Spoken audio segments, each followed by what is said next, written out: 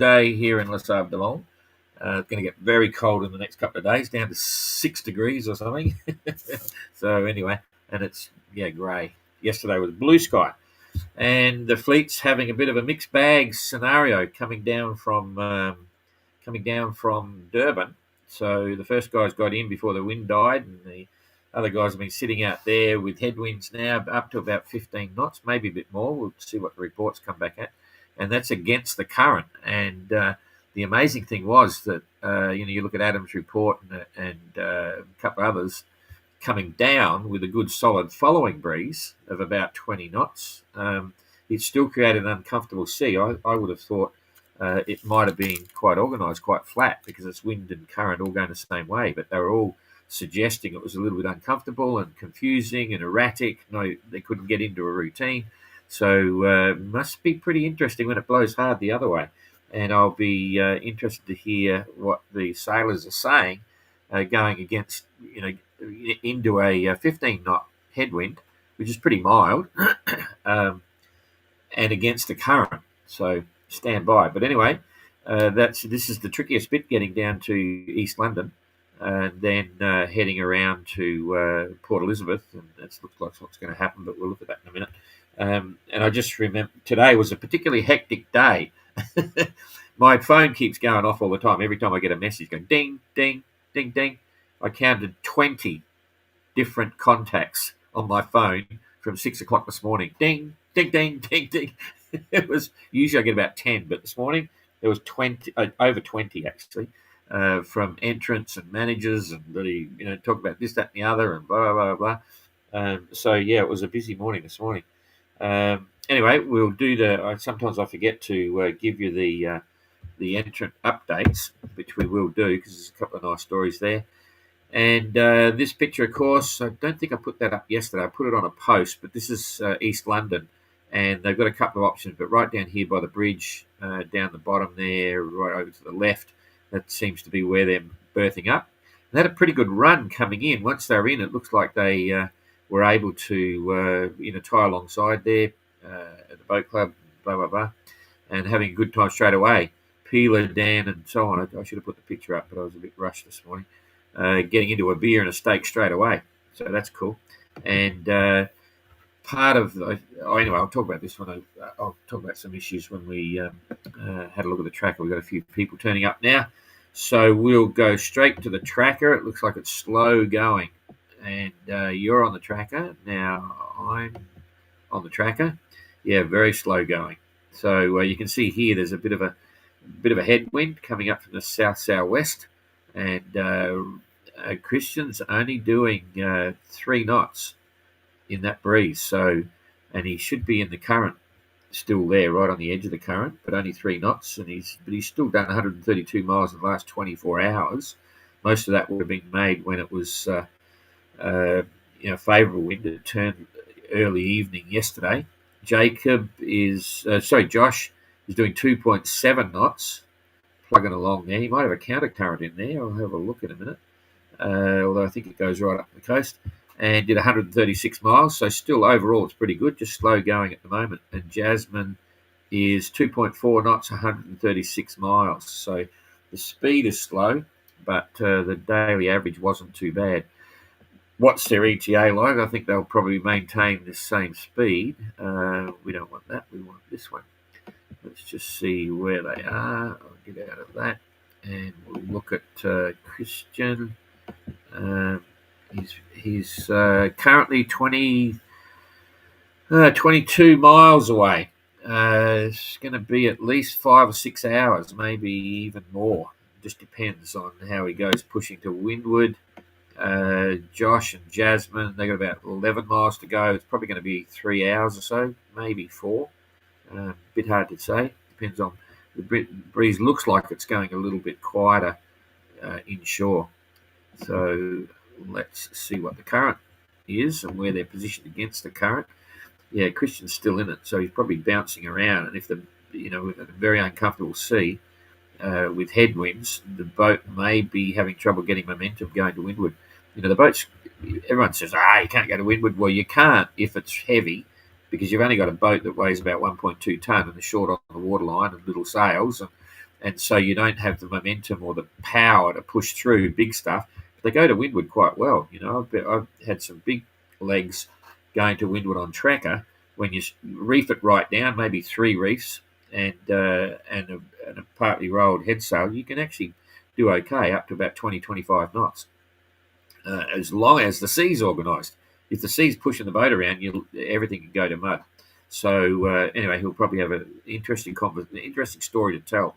And I might try and wait and see what they hint to. But if it looks very interesting, I'll try and do an interview with him just so we can get it verbally. And he might talk about it in his own videos as well. So that's where they are. So Josh is on the edge of the 2 knots, 2.5 knots maybe. The others are getting a partial boost. There's no countercurrent, so that's good. So they're just sailing. But that will mean, that's probably running half a knot or 3/4 of a knot, and it'll still be creating a funny sea, I reckon. So look forward to their reports.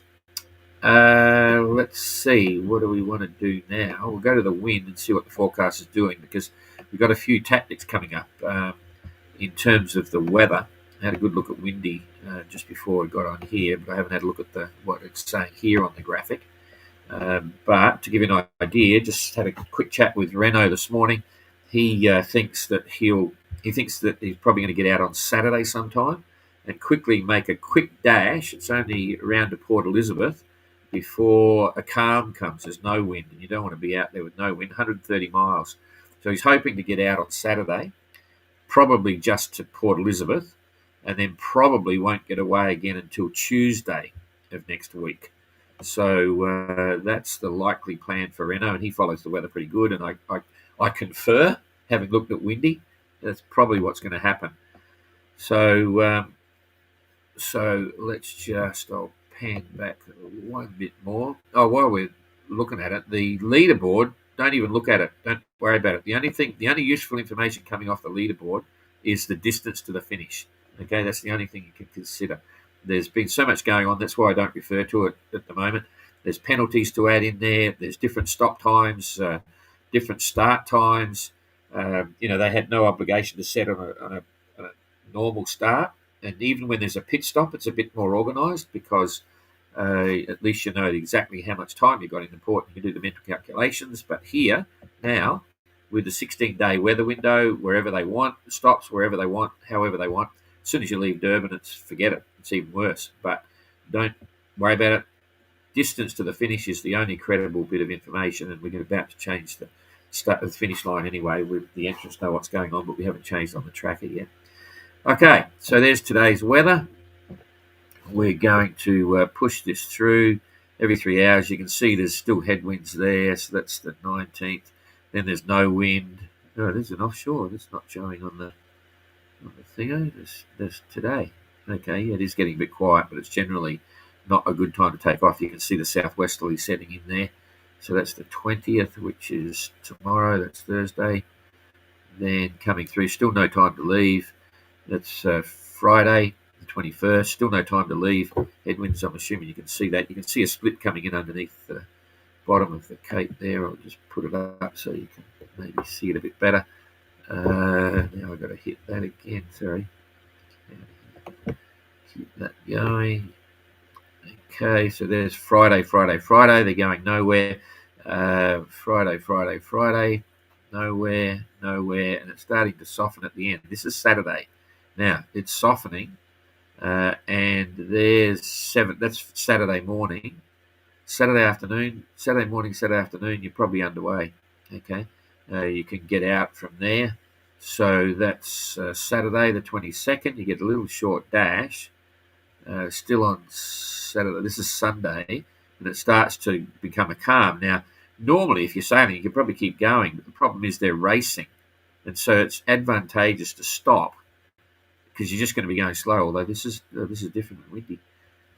Unless there's another forecast, so that's saying Saturday they might be able to. Sunday. Yeah, so that's Sunday. So you're still sailing. That's right. Here comes the calm now. So on Monday, there's nothing. So it'll pay to stop, right? Because you see there's a calm there. So why waste your time at sea when you know you can stop and wait for the wind to return? Comes back on the Tuesday, and then you're away again. So it's still a little bit soft, but there's Tuesday. bingo, you're away. Right now, at that point, it's not big winds, and there's a little counter wind that pops up here. I think it was on windy. I don't know whether it's going to show it here. No, it doesn't show it, but there's a little cell developing that might make it tricky on the Wednesday. But anyway, it's and then there's plenty of breeze to push it all the way through to Cape Town, or if we decide to have a holding position, we're not. That's just all planning, called logistics planning. We're going to start now. We know what the local weather's like. I'll estimate the time they could arrive in Cape Town, then I'll see if we can extend the berthing and all that sort of stuff. But it's likely there might be a pit stop somewhere. We'll make that decision probably tomorrow or on the weekend. Yeah, probably on the weekend when they leave. So, but anyway, you can see it's pretty favourable all the way around. It gets it a little bit quiet on the 20th. And there it is. So that's all looking good. So probably, Saturday sometime, we'll see the fleet take off. So that means for tomorrow, we won't probably, until they're ready to take off or they take off, we won't be doing any more tracker because there's no one out there. They're having a good time in East London. Rightio, we're done there. I can't think of anything that we need to talk about there. So I'll just read you a couple of the reports here, if I can work my way down the file. Okay, there's a couple. I don't give a report. No, just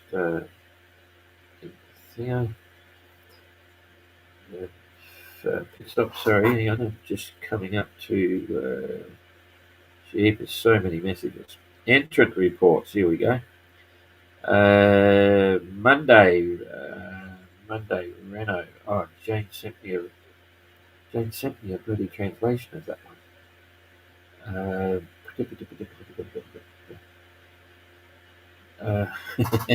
I'll come back to Renault's because Jane sent me a translation. Maybe it's on my thing. Christian, trying to ride the AGULHAS current down to East London or even further, but can't really get the rhythm. The waves were pretty ugly and unpredictable, which is better now. So finally I could get some sleep. It was easier to cook and it's way better for my shoulder now. Now that was yesterday before the headwind, so I think it might be a little bit different now. Then I got the video from Eric that you probably saw on Sunbear. His word update for that was said on Tuesday. Had a wonderful time in Durban. Last couple of days shopping and lunch with Entrant and Dan. Set sail for Port Elizabeth on midnight Sunday. Good wind and conditions at the start, then very little wind during the day. Woke this morning to 20 knots and 2 metre seas. I may stop at East London depending on the weather. So that's that there. And then let me just check mine because we did have Renault's. Where is Jane? Bloody hell. Too many messages now. Jane, did you send? Oh, here it is. Hang on, got it. It's all right. Update from Renault Capuchinet. Yes. This is Monday. I set off at night with a lovely land breeze and carried me right into the AGULHAS current. The sea's a bit choppy with the remaining swell from the southwest, but it should calm down during the day. All is well on board, just need to get back into the swing of things. And then he sent me a message before, which I think I spoke about yesterday, how he just got in before the wind stopped or was dying, and he was pretty happy. So I think they're all pretty happy. Anyway, Gunner, another Gunner. This is a GGR Gunner. I woke up today at minus 8.5 in Stockholm. Yeah, you're further north. That's why when it blows from the north, it gets very cold. So Sweden is a long way up there. We're not at that yet, but we'll get there. Peter, excellent. Yeah, good on you. Isla, watching from Darwin, good on you. Cyclone coming. I saw that the other day. Good luck with that. Darwin got wiped out by a cyclone many, many years ago. Grant, what's going on with Kerry? Oh, Kerry's, he waited for the funeral of his mother. He sent me a message this morning, so it was a massive funeral, people in the church and all out in the street and everywhere and so on. She sounds like a lovely lady. And he's been training. I can't get it on now. He's been training the locals. He stopped there for a couple of reasons. That was one. Another one was he's working on training some of the junior sailors in there various boats. There's a national championship coming up. Kerry is a real dinghy man. I think he's got 5 dinghies, like all sorts of boats. All sorts of. He's a dinghy man, racing guy. And so he's been training them, and he's saying, "Oh, one of them broke their boom," and blah blah blah, trying to give him a heads up on that. And he sent me a message and said when his ETA to leaving. I'll tell you what it is. Hang on. He gave me his voyage plan effectively, and he said, "Hang on."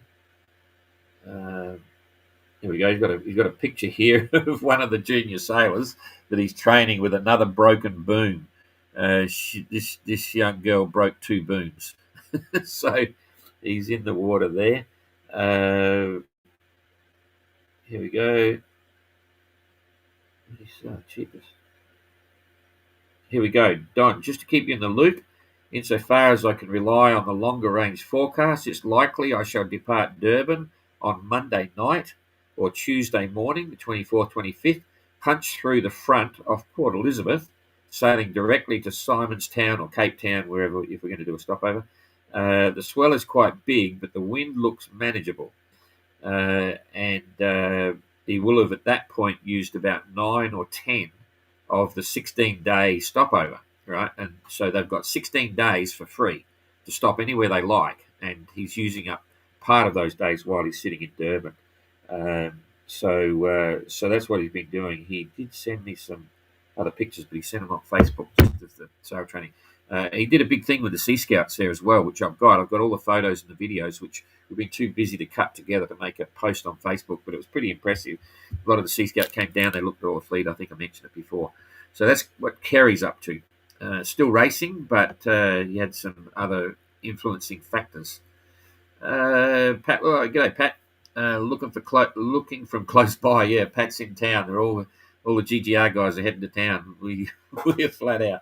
Anyway, g'day, Christine. Thanks for that. Storm Bay. All right, that's it. So I will leave you again. Thanks for turning up, and we'll watch for when they head out again. And when they do, we'll be back on for another tracker, but it might not be till Saturday, or if they don't get away till late, we might do one Saturday night or Sunday or morning or something like that. We'll see what goes on. So thanks, like, share, tell your mates, all that sort of thing. And we'll see you again soon. There's that one.